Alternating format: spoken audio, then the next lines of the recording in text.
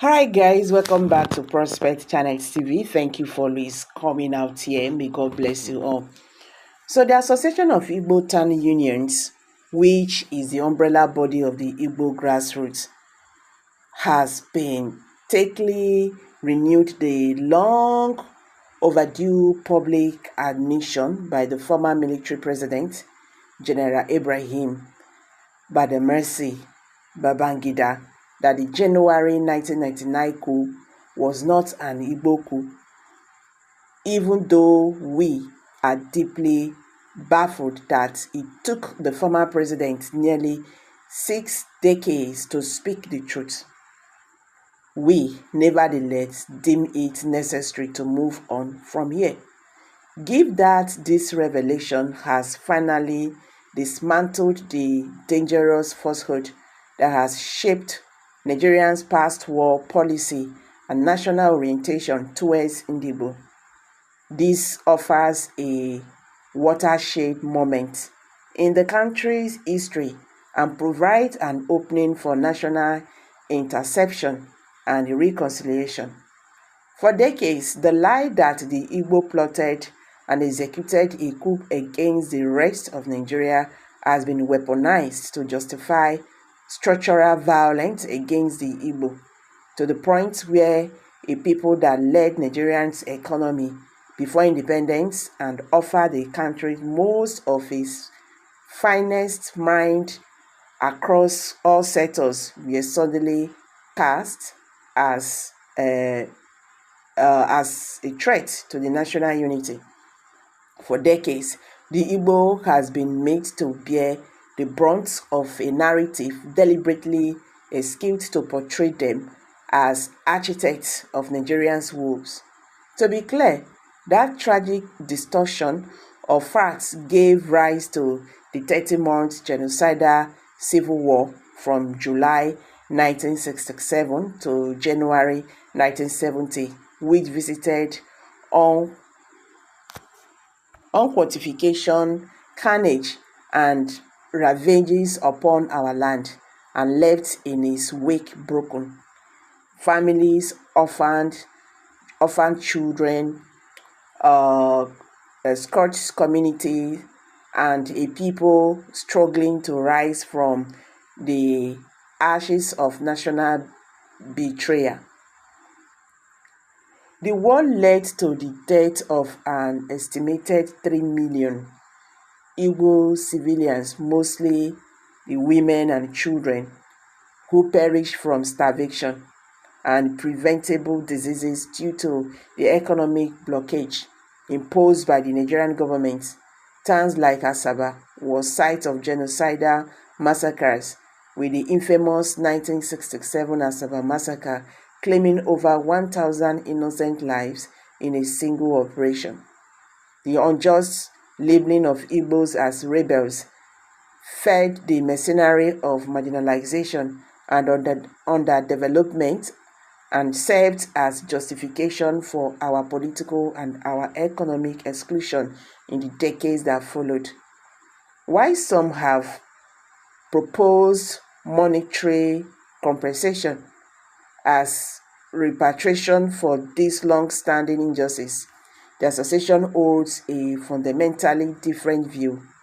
No amount of money can restore the lives that were lost or compensate for the trauma that has been passed down through generations. Our pain is not transitional. The Igbo who returned after the war found their bank account reduced to £20, irrespective of what they had deposited. Pre-war, properties belonging to them in Port Harcourt and elsewhere were branded, abandoned properties, and appropriated. To this day, families are still fighting in court to reclaim what was lawfully theirs. Yet, even with these wounds, Indigo embraced the slogan, "No victor, no vanquished," and sought to reintegrate and rebuild Nigeria with hope and commitment. The healing we seek must begin on the altar of truth, justice, and symbolic acts of national contribution.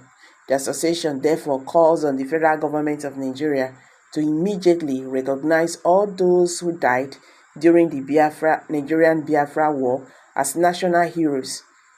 These were citizens who perished not because they hate Nigeria, but because the nation failed to protect them.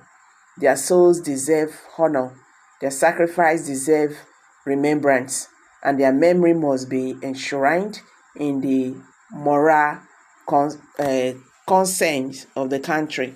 Nations that have emerged from conflict and civil strife have healed by facing history squarely. Rwanda, after the genocide of 1994, declared a national mourning week and built memorials across the country. South Africa, under Nelson Mandela, embraced the Truth and Reconciliation Commission. Nigerians cannot pretend that the war never happened, nor continue to hide from its consequences. To this end, we demand that a National Day of Remembrance be declared and observed annually as a public holiday across the country of this day. The federal government should organize a symbolic national burial for all the victims of the war. This act will offer long overdue closure to the families of the dead and send a clear message that the Nigerian state has finally acknowledged the injustice and ready to right the wrongs of the past. There is still no national monuments commiserating the war dead in Igbo land, nor a federal-backed war achieved to preserve their stories. These are minimal steps needed in a serious nation striving for unity. The healing process must also address the structural injustice that have kept the Southeast perpetually behind. In a view of that, the association demands the creation of additional states in the Southeast to bring the region at pair with others.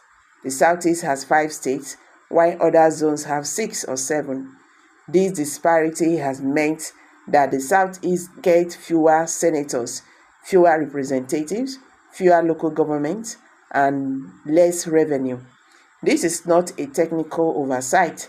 It is a political decision with real consequences. In federal appointment, the Southeast often gets the short end of the stick. Between 2015 and today, for instance, the Southeast has no representation in the leadership of the Nigerian security architecture. Such exclusion breeds disaffection and undermines national cohesion. We therefore demand the full inclusion of Indigo in the security, leadership, and other sensitive sectors of the nation. The persistent exclusion of our people from the command structures of the military and major national institutions is a clear violation of the federal character principles and an insult to our contributions to nation building. From General Aguiyi Ironsi to Professor Chinua Achebe, from Dr. Nnamdi Azikiwe to Professor Dora Akunyili, the Igbo have served Nigeria with distinction in every field, yet their children today are told they cannot be trusted with the security of the nation they bled for. Furthermore, a credible national census must be conducted as a matter of urgency. Past censuses have undercounted the Igbo population, and that has served to reinforce our political and economic marginalization in many parts of the country. Igbo settlements were not properly enumerated due to outright sabotage. An accurate census that reflects the true demographic weight of the Igbo is critical to equitable representation and planning. Every democracy needs good data, and without it, fairness cannot be achieved. So guys, this is what they are asking Nigerian government to do. Because up till now, Nigerian government have not still say sorry to all these things we have caused you. It doesn't make sense, meaning that they are not sorry. Yes, they are not sorry for what happened. Even after Babangida's confession, Nigerians actually thought that the federal government will apologize to Indigo openly, but that never happened, meaning that they will continue to do what they are doing. This is sad. I'm dropping it here. Please kindly drop your comments below the comment section, and don't forget to give us a thumbs up. Share this video, make it go viral so that Nigerians will understand what they happen today in the Nigerian political landscape. Thank you. See you in my next video. Bye for now.